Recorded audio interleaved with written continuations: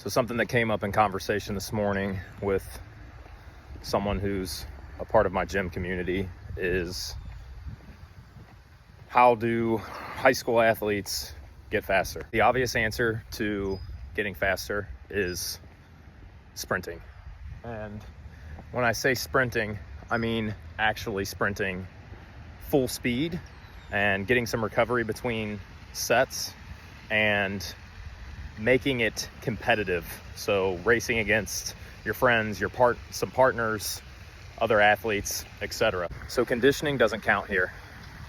Running and sprinting are two different things. So in the context of this conversation, we were talking about a kid who's like a $125 or a $130.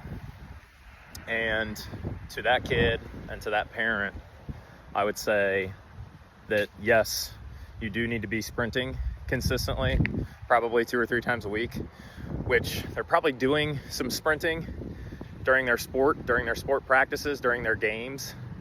But the biggest missing component for a lot of frail, not very strong kids that are 12, 13, 14, 15 years old is just getting generally stronger through strength training. So if a 12, 13, 14, 15-year-old kid gains more muscle and has more cross-sectional area, that muscle and those muscle tissues have the potential to produce more force.